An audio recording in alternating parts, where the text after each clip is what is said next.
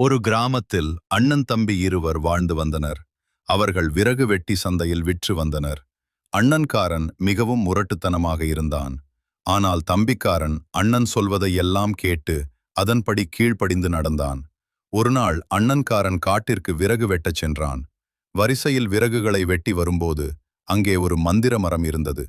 அது மந்திர மரம் என்று தெரியாமல் அவன் அதன் மேல் ஏறி அதன் கிளைகளை வெட்ட ஆரம்பித்தான். அப்போது அந்த மரம் தன் கிளைகளை வேகமாக அசைத்தது. அதில் அவன் மேலே இருந்து கீழே விழுந்தான். அதை பொருட்படுத்தாமல் அவன் மீண்டும் மரத்தின் மேல் ஏறி அந்த கிளைகளை வெட்ட ஆரம்பித்தான். அப்போது அந்த மரம் அவனிடம் பேசியது. ஐயா, தயவு செய்து என் கிளைகளை வெட்டாதீர்.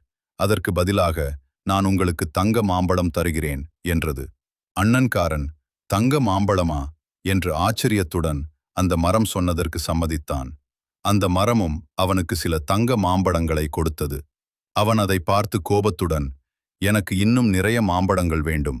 இல்லை என்றால் உன் கிளைகளை நான் வெட்டி தங்க மாம்பழத்தை எடுத்துக்கொள்வேன் என்றான்.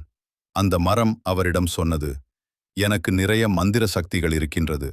என்னிடம் நீ இப்படி பேசினாய் என்றால் உன்னை நான் தண்டிப்பேன் என்றது. அந்த மரம் கோபத்தில் தன் வேர்களை எல்லாம் சேர்த்து அவனை மரத்தோடு கட்டி போட்டது. அவனால் அதிலிருந்து அசையவே முடியவில்லை. சூரியனும் மறைய ஆரம்பித்தது. அண்ணன்காரன் எப்படியாவது தப்பிக்க வேண்டும் என்ற எண்ணத்தில் மரத்திடம் தான் செய்தது அனைத்தும் தவறுதான், தன்னை விட்டுவிடுமாறு கெஞ்சினான். அதற்கு அந்த மரம், நீ என்னை விட்டாயா என்று கேட்டது. இவ்வளவு நேரமாகியும் அண்ணனை காணவில்லையே என்ற பயத்தில் தம்பி அண்ணனை தேடி காட்டுக்குள் சென்றான். அண்ணன் மரத்தில் வேர்களால் கட்டப்பட்டு இருப்பதை பார்த்து தம்பி மிகவும் ஆச்சரியப்பட்டான். அண்ணனை அதிலிருந்து விடுவிக்க ரொம்ப முயற்சி பண்ணினான். அப்போது அண்ணன் சொன்னான், நான் மிகவும் பெரிய தவறு பண்ணிட்டேன். இந்த மரங்கிட்ட ரொம்ப முரட்டுத்தனமா நடந்துகிட்டேன். அதனால இந்த மரம் என்னை சும்மா விடாது. அது மட்டும் இல்ல, உன்னையும் நான் ரொம்ப கஷ்டப்படுத்திட்டேன் என்று அவன் தன் தம்பியிடம் தான் செய்த அனைத்து தவறுகளுக்கும் மன்னிப்பு கேட்டான்.